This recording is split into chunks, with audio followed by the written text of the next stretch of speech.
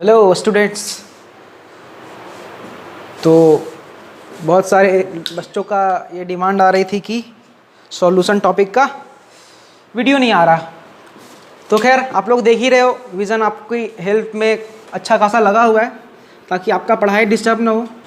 जिस कारण से अभी हम लोग फ़िलहाल बहुत सारे कोर्सेज चला रहे हैं।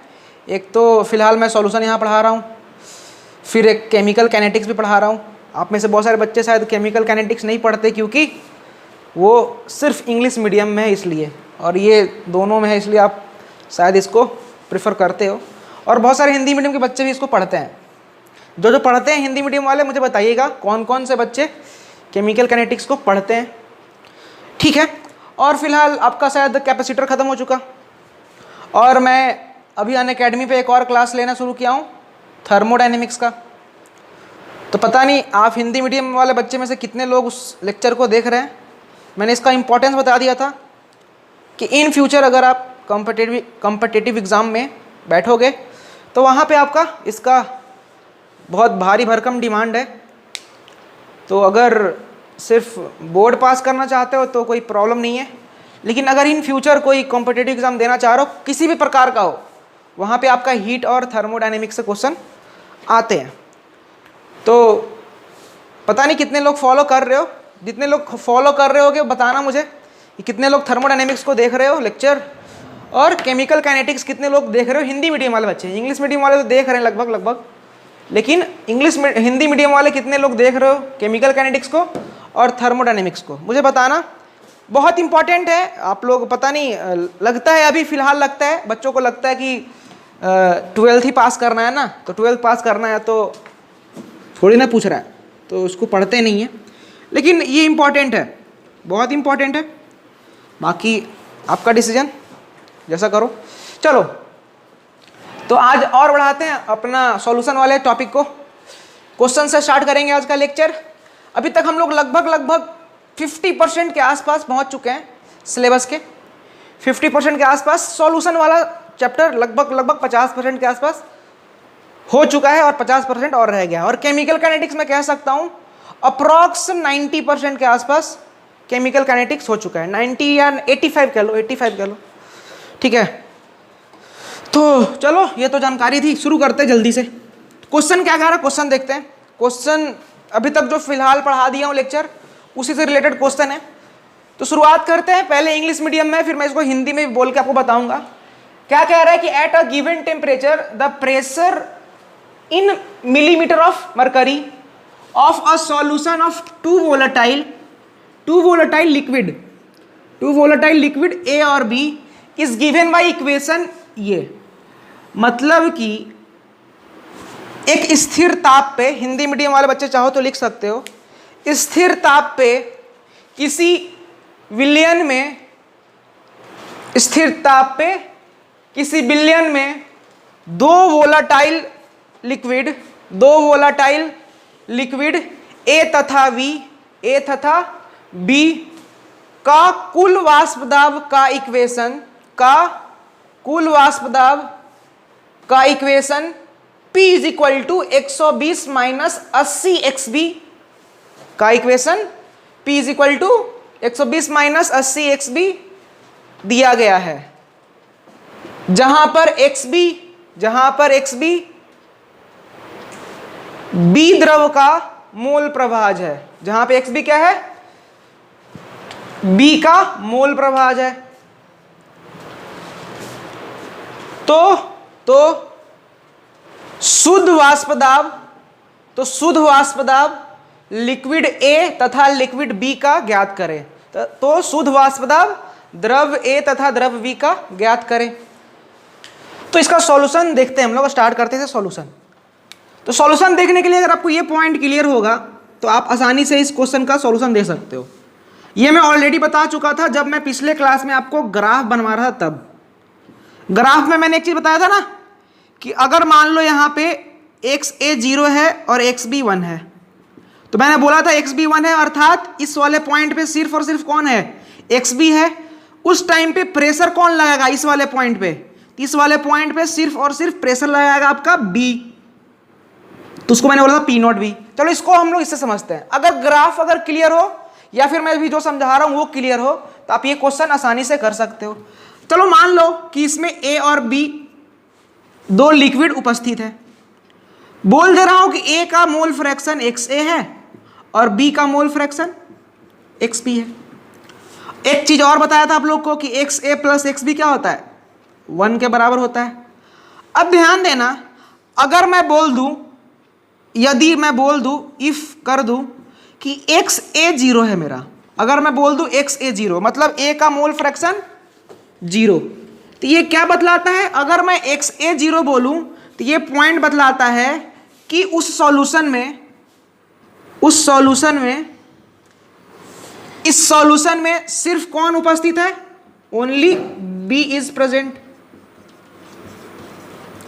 अगर कभी बोल दे ये तो दिया हुआ है एक्स ए एक्स बी, अब बोल दे कि अगर एक्स ए 0 है, एक्स ए 0 मतलब ए का मोल फ्रैक्शन है ही नहीं, मतलब ए पूरी तरीके से गायब है। इसका मतलब तो ये ना कि ए पूरी तरीके से गायब है। अगर इसमें ए गायब है तो बचा कौन? सिर्फ और सिर्फ बी बचा। तो जब सिर्फ और सिर्फ बी बचा तो प्रेशर कौन लगाएगा? सिर्फ बी लगाएगा। और किसी लिक्विड में सिर्फ एक ही, किसी सॉल्यूशन में अगर सिर्फ एक ही लिक्विड रहता है तो हम उसको बोलते हैं शुद्ध वाष्प दाब उसका। तो अगर एक्स ए 0 है तो उस सॉल्यूशन में कौन रहेगा? बी। और अगर बी रहेगा तो उस टाइम पे प्रेशर क्या हो जाएगा? तो उस टाइम पे प्रेशर हो जाएगा पी नॉट बी। क्यों? क्योंकि ये शुद्ध वाष्प दाब है। क्यों शुद्ध वाष्प दाब है? क्योंकि इस टाइम पे सिर्फ और सिर्फ उस सॉल्यूशन में बी उपस्थित है। एक और पॉइंट, केस 2 बना लो अगर आप चाहो तो। अगर इसी में बोल दे कि मेरा इसमें एक्स बी 0 है, अगर मैं मान लूं, यदि मान लूं कि एक्स बी मेरा क्या है? 0 है। अगर एक्स बी 0 है अर्थात इस सॉल्यूशन में बी है ही नहीं। एक्स बी 0 है अर्थात बी है ही नहीं। अगर बी नहीं है तो सिर्फ कौन है इसमें? तो सिर्फ और सिर्फ सॉल्यूशन कौन सा है? ए का है सिर्फ। और जब इसमें सिर्फ और सिर्फ ए उपस्थित है तो प्रेशर भी कौन लगाएगा? ए लगाएगा। और अगर प्रेशर सिर्फ और सिर्फ ए लगाता है तो उसको हम लोग बोलते हैं प्योर वेपर प्रेशर। और लगा कौन रहा है? ए। अगर इतना पॉइंट क्लियर है तो कुछ नहीं करो, इस वाली इक्वेशन को उठा करके यहां लिखते हैं। अकॉर्डिंग टू क्वेश्चन बोल दो। दिख रहा है आप लोग को?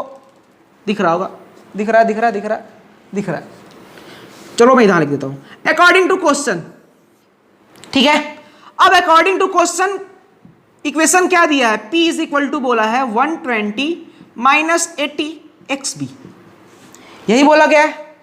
अब मैं इस इक्वेशन में मैं बोल दूं if x B equal to 0, जो ये एक्स बी है इसको मैं 0 मान लूं।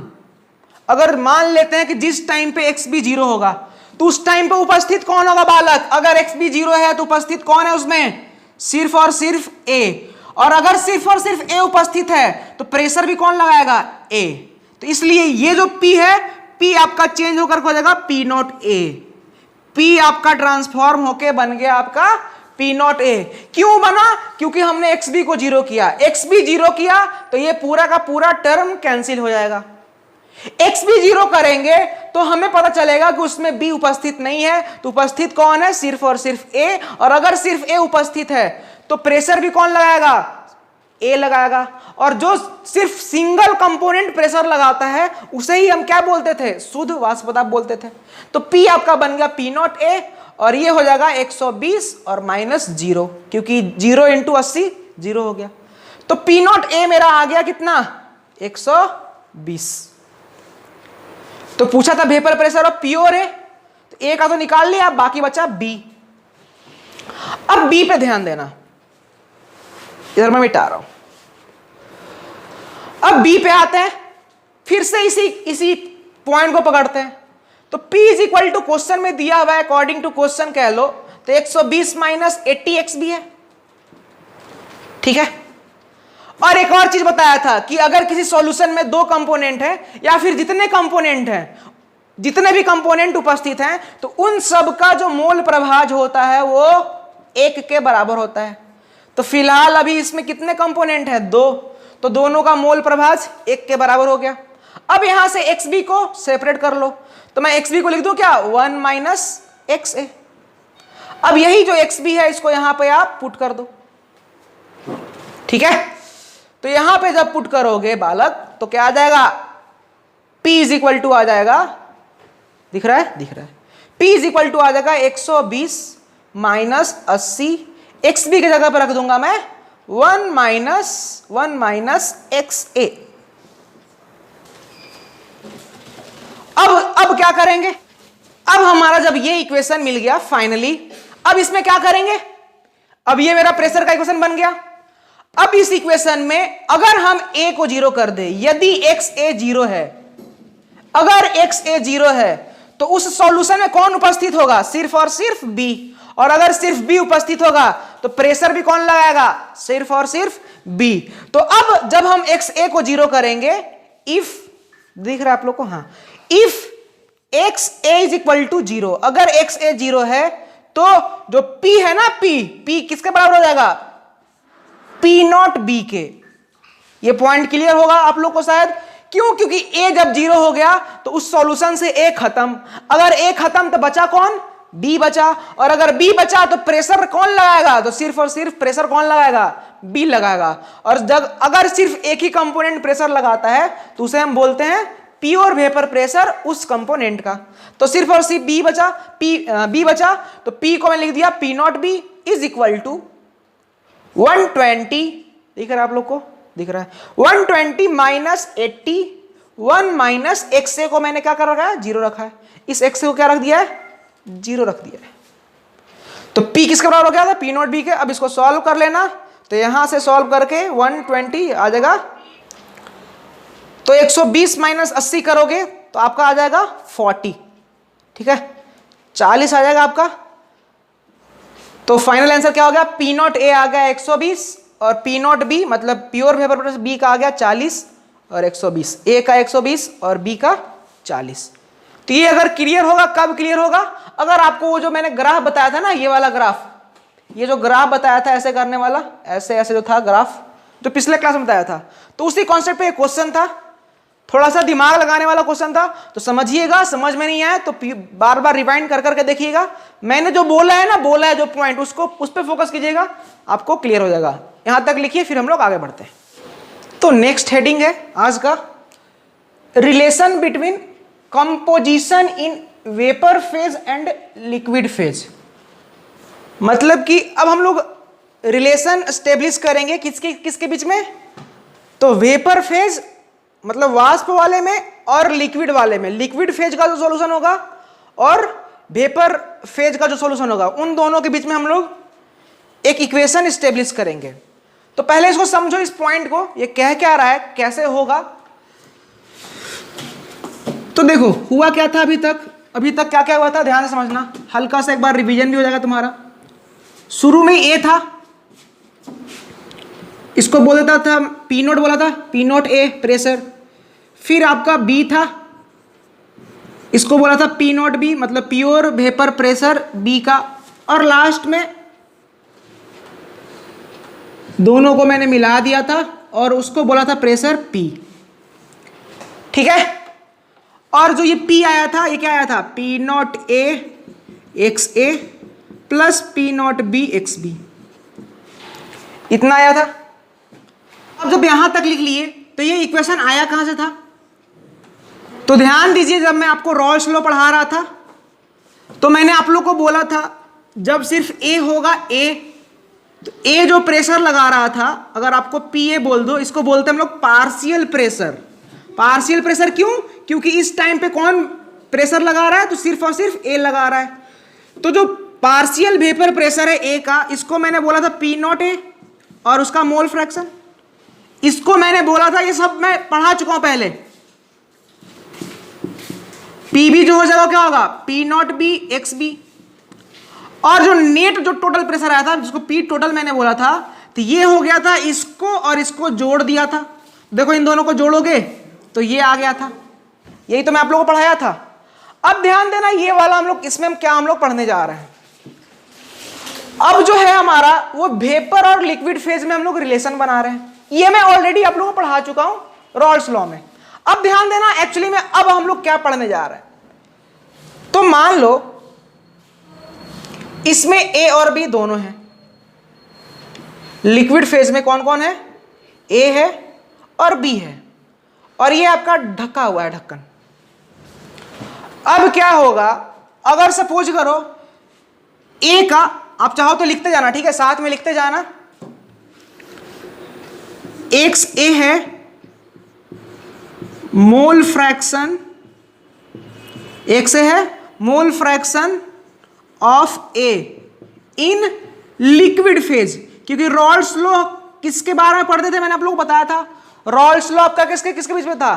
तो लिक्विड और लिक्विड के बीच में था। हेनरी लॉ जैसे बताया था आप लोगों को, गैस और लिक्विड के बीच में था। तो वैसे ही रॉल्स लॉ किसके किसके बीच में था? तो लिक्विड और लिक्विड के बीच में था। तो एक से मानता हूं मोल फ्रैक्शन है किसी द्रव ए का, एक्स बी मानता हूं मोल फ्रैक्शन है, mole fraction of be in liquid phase.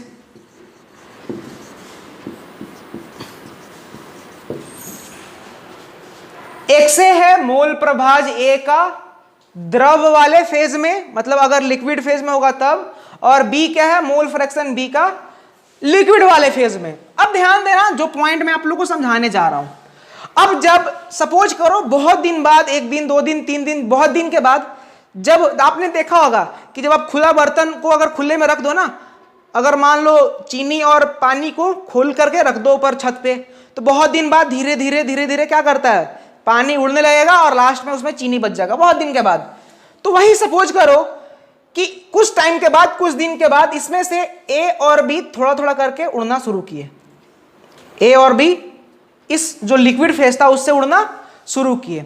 अब जब ये उड़ना शुरू किया तो मैं मान रहा हूं कि शुरुआती में मोल फ्रैक्शन लिक्विड के टर्म में, जब लिक्विड में था तो एक्स ए था और एक्स बी था।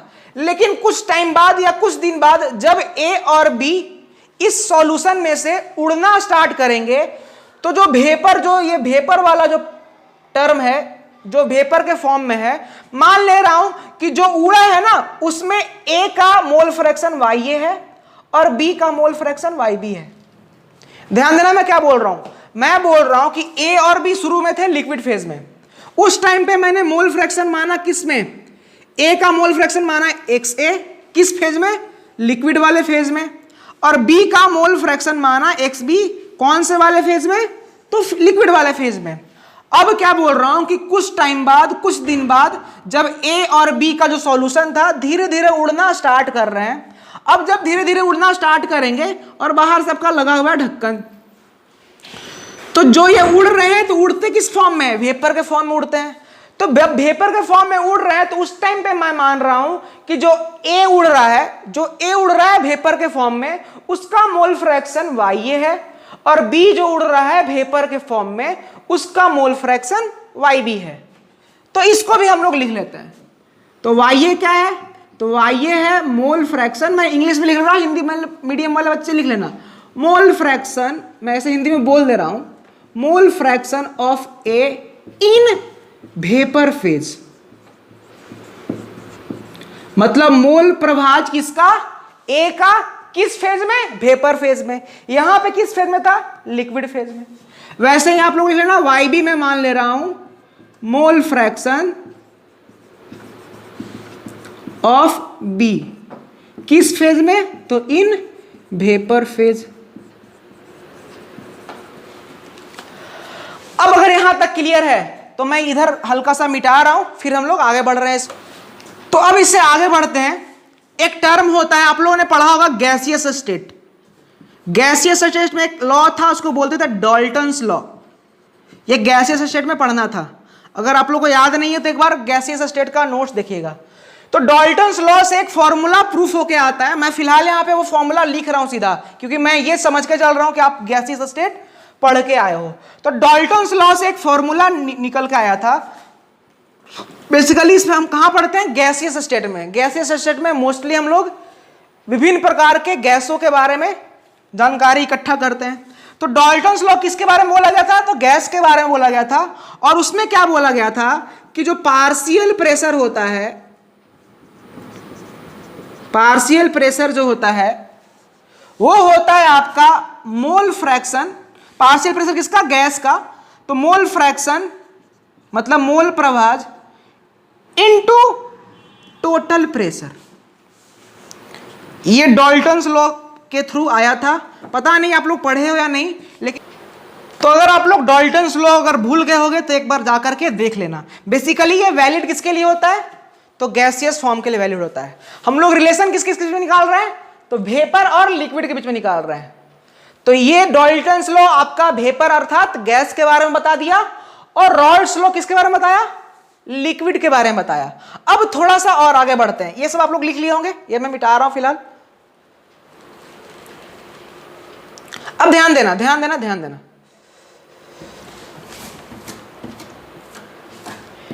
पार्शियल प्रेशर क्या होगा, mole fraction into total pressure. अब पार्शियल प्रेशर में इसमें कौन कौन से हैं, दो लिक्विड थे ए और बी, और इसका वेपर प्रेशर का मोल फ्रैक्शन क्या था वाई ए और वाई बी। तो जो ए कंपोनेंट है इस सॉल्यूशन में, तो ए का जो पार्शियल प्रेशर होगा उसको कैसे लिखेंगे, पार्शियल प्रेशर ए का कैसे लिखेंगे, मोल फ्रैक्शन ए का और टोटल प्रेशर सॉल्यूशन का। तो मोल फ्रैक्शन ए का, लेकिन ए का कौन होगा, वाई ए होगा। क्यों, क्योंकि डाल्टन्स लॉ सिर्फ गैसियस स्टेट में लागू होता है। तो यहां पे मोल फ्रैक्शन किसका लेंगे, तो ए का लेंगे, लेकिन वो भी किसमें, वाई ए में, क्योंकि हमने वाई ए को माना है वेपर फेज में। और टोटल प्रेशर को मैं बोल देता हूं पीटी।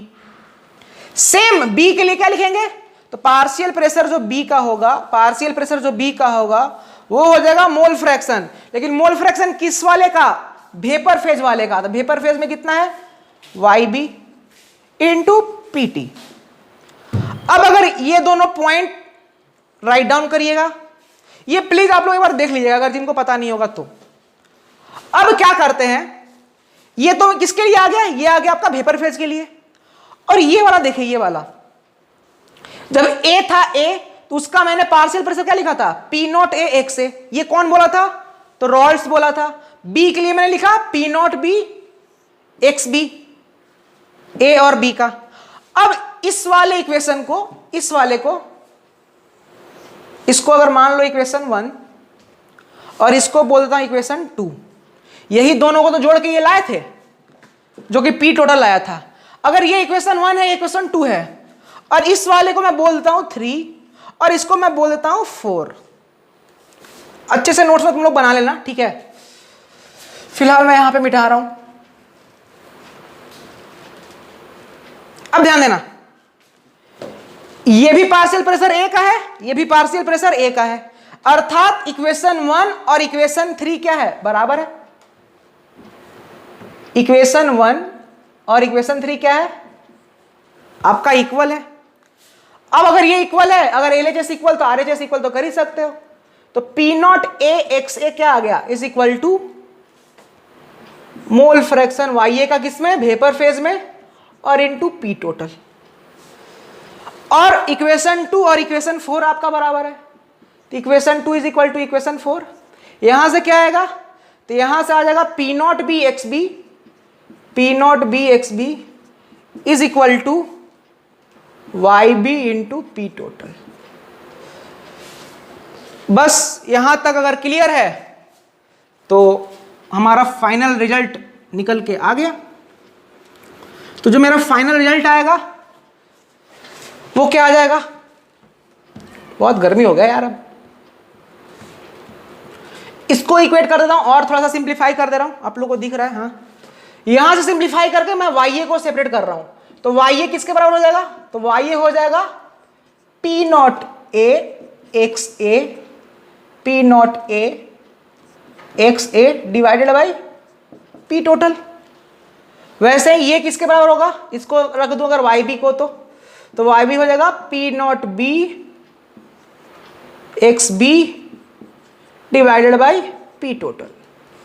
ठीक है, तो मेरा दो रिलेशन मिल गया। एक मिला वाई ए क्या था, मोल फ्रैक्शन था ए का, कौन से फेज में, वेपर फेज में। और वाई बी क्या था, मोल फ्रैक्शन बी का, कौन से फेज में, वेपर फेज में। अब आप चाहो तो इसको और हल्का सा एक्सपेंड कर सकते हो, यहां तक भी छोड़ दो, कोई दिक्कत नहीं है, लेकिन और अगर आगे एक्सपेंड करना चाहो तो कर सकते हो। अब हम क्या करेंगे, ये देखो जो पी टोटल था, पी टोटल किसके बराबर था, P naught A x A plus P naught B x B था, सॉरी यहां पे बी होगा, ठीक है।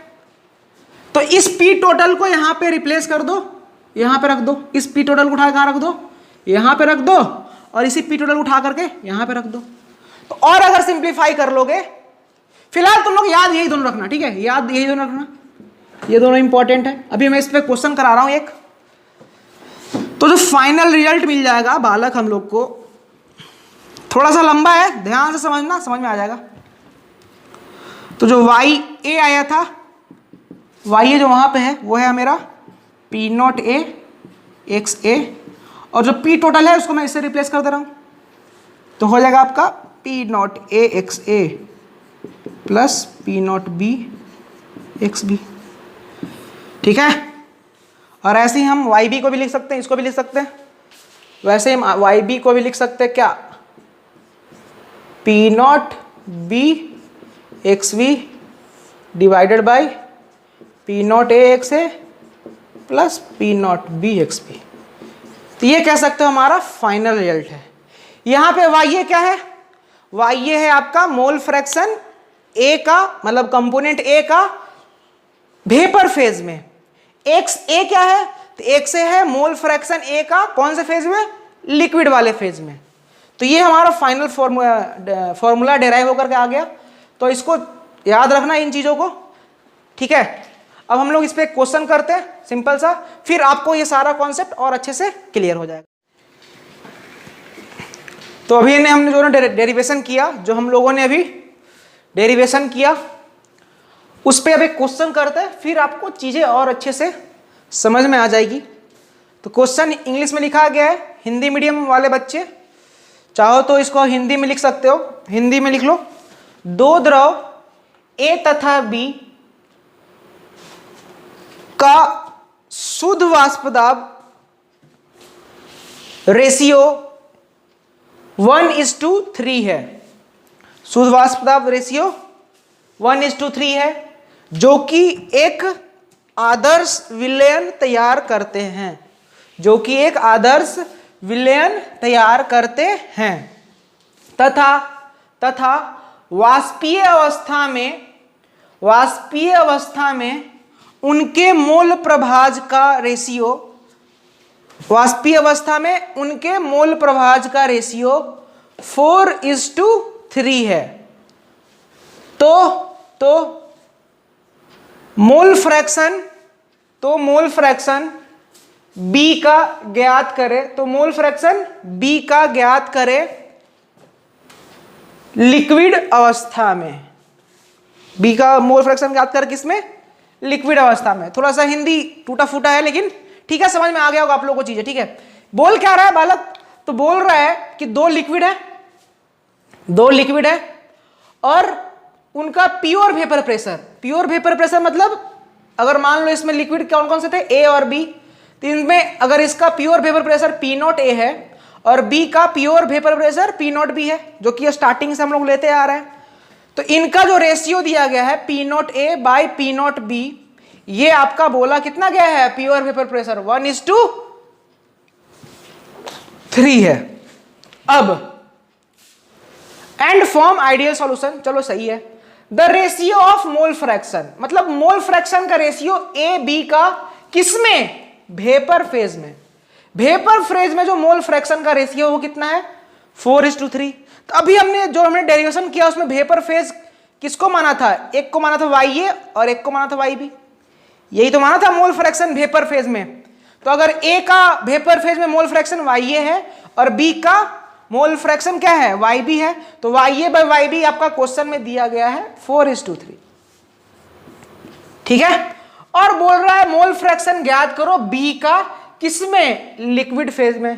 तो लिक्विड फेज में हमने क्या माना था, लिक्विड फेज में हमने जो मोल फ्रैक्शन माना था वो कैसा माना था, एक्स बी माना था, डेरिवेशन में अगर आप लोग देखे होंगे तो यही आपका एक्स बी आपको क्वेश्चन में पूछा है। एक्स बी क्या है, तो एक्स बी है आपका मोल फ्रैक्शन किसका, तो बी का, मोल फ्रैक्शन ऑफ बी किसमें, तो लिक्विड फेज में।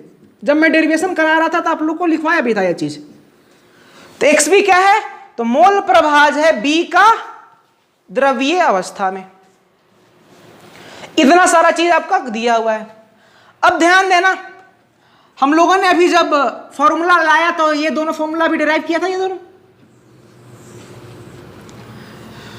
तो चलो लिक्विड ए के लिए बात करते हैं, ए के लिक्विड के लिए बात करते हैं। ए के लिए, तो ए के लिए हमने क्या किया था, YA इंटू PT कर लो। YA मतलब मोल फ्रैक्शन ए का वेपर फेज में into PT is equal to क्या आ जाएगा, P0 AX है।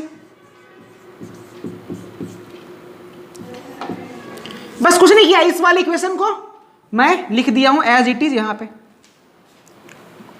और बी के लिए बात कर लो, तो बी के लिए क्या आ जाएगा, YB PT जो कि अभी जस्ट मैंने डिराइव कराया is equal to P0 BXB। ठीक है, यही दो इक्वेशन को मैंने यहां पे एज इट इज लिख लिया।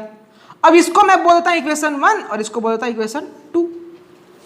अब कुछ नहीं करना है, आपको शायद समझ में आ गया होगा। अब सिंपली कुछ मत करो, 1 को डिवाइड कर दो 2 से। तो जब 1 को 2 से डिवाइड करोगे तो ध्यान देना, मैं यहीं पे कर दे रहा हूं, आप लोग पहले ये लिख लेना, फिर मैं यहीं पे सीधा लिख दे रहा हूं। जब डिवाइड करोगे तो ये डिवाइड ऐसे डिवाइड हो गया। अब जब डिवाइड करोगे तो ये कट जाएगा। तो 1 से 2 को डिवाइड करने में जो फाइनल में क्या मिलेगा, तो YA by YB is equal to P0 A XA by P0 B XB।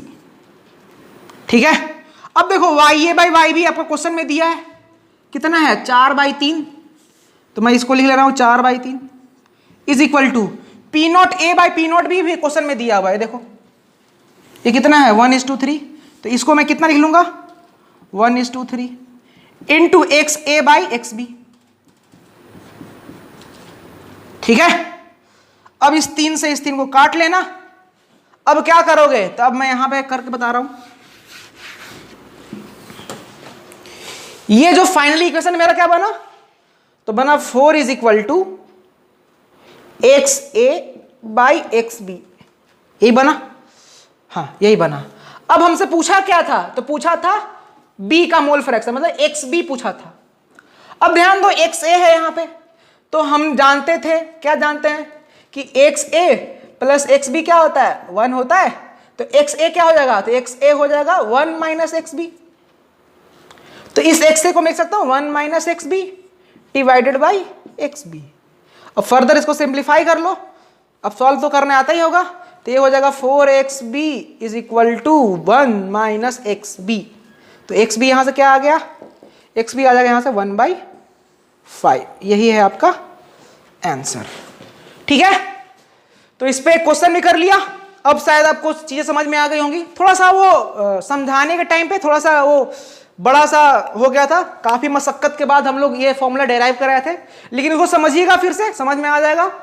तो यहां तक हम लोग स्टॉप करते हैं आज का लेक्चर। ठीक है, समझिएगा, फिर से बनाइएगा, एक बार में नहीं बने, बार बार बनाइए, रिवीजन करते रहिए, पढ़ाई करते रहिए और अच्छे से रहिए। Thank you.